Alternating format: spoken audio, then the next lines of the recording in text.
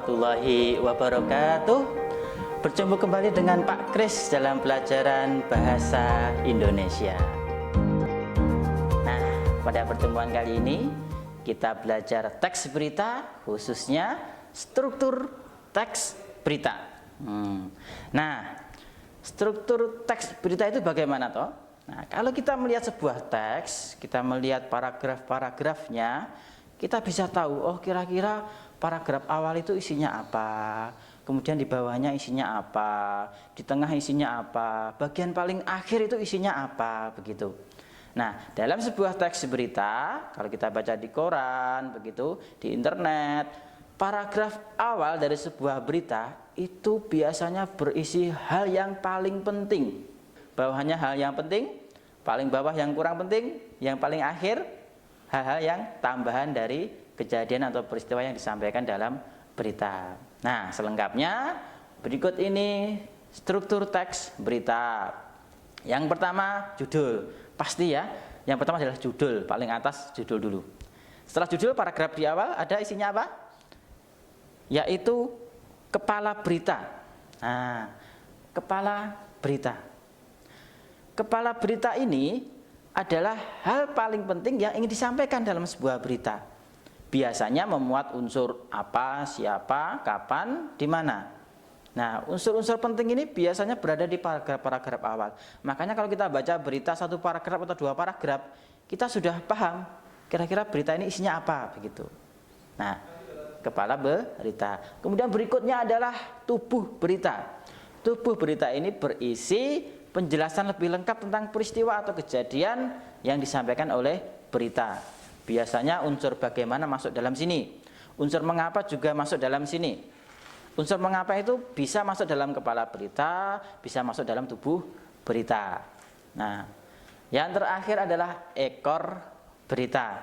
Ekor berita ini berisi informasi tambahan terkait dengan peristiwa atau kejadian yang disampaikan dalam teks berita. Kita praktekkan atau kita beri contoh, misalkan teks berita ini berjudul Demo Robotik Siswa Indonesia Raih Penghargaan Internasional di Cina. Nah, paling atas judul ya, Demo Robotik Siswa Indonesia Raih Penghargaan Internasional di Cina. Ini judul. Kemudian di paragraf pertama yang merupakan kepala berita, paragraf pertama ini kepala berita, isinya apa? Dalam satu paragraf ini, dalam kepala berita ini kita bisa mendapatkan yang pertama unsur siapa? Siswa SMP Pribadi Bandung Muhammad Diyah Abdi. Nah, ini ada unsur siapanya. Kemudian ada unsur apa? Meraih penghargaan, ya kan? Meraih penghargaan, acaranya apa ada, dan kapan diselenggarakan tanggal 24 sampai 30 September 2019. Ada unsur kapan. Yang terakhir ada unsur di mana yang dilaksanakan di Nanning of Guangxi Zhuang Autonomous Region China. Jadi dalam kepala berita ini ada unsur siapa, apa, kemudian kapan dan di mana. Ini adalah unsur-unsur penting dalam sebuah berita. Oke, paham kepala berita? Yang kedua adalah tubuh berita. Biasanya berisi unsur bagaimana, bisa juga kita tambah unsur mengapa. Kita lihat paragraf ini. Kegiatan ini diadakan oleh Kementerian Sains dan Teknologi dari Cina. Kemudian di bawahnya, lah yang ini. Kegiatan ini bertujuan memperkuat pertukaran budaya dan mempromosikan pemahaman internasional dan seterusnya. Ini adalah unsur mengapa. Ya. Jadi ini untuk melengkapi dari kepala berita tadi. Kemudian di bawahnya kita lihat paragraf berikutnya. Peserta berasal dari siswa tingkat SMP dari seluruh dunia yang dipilih masing-masing negara berdasarkan track record di ajang OSN. Nah, ini adalah unsur bagaimana. Bagaimana kok ada acara ini. Kemudian pesertanya telah melewati apa. Nah, ini berarti unsur bagaimana. Ini masih tubuh berita. Paragraf berikutnya. Dalam agenda tahunan ini, setiap tim dari berbagai negara mengikuti berbagai aktivitas ilmiah, diantaranya science show, diskusi tematik, orientasi, dan proyek. Nah, ini juga bagaimana sih acara ini berjalan.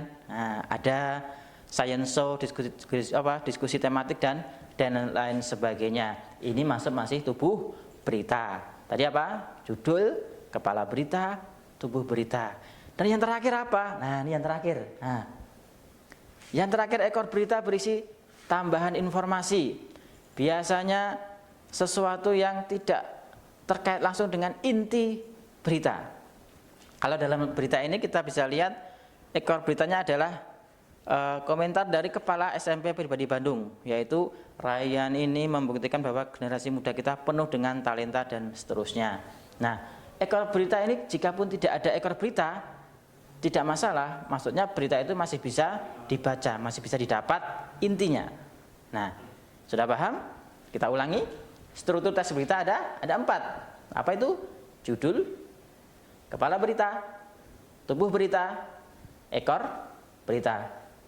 Judul dibuat yang menarik, semenarik mungkin. Kepala berita berisi hal paling penting, biasanya berisi unsur apa, siapa, kapan, di mana. Bisa juga kita tambahi mengapa. Yang ketiga, tubuh berita biasanya berisi unsur bagaimana. Bisa ditambahi dengan unsur mengapa. Dan yang terakhir, ekor berita berisi informasi tambahan dari peristiwa yang disampaikan oleh berita itu. Nah, sudah paham? Itulah tadi struktur teks berita. Silakan dipelajari lebih lanjut. Kita berjumpa pada kesempatan berikutnya. Terima kasih. Wassalamualaikum warahmatullahi wabarakatuh.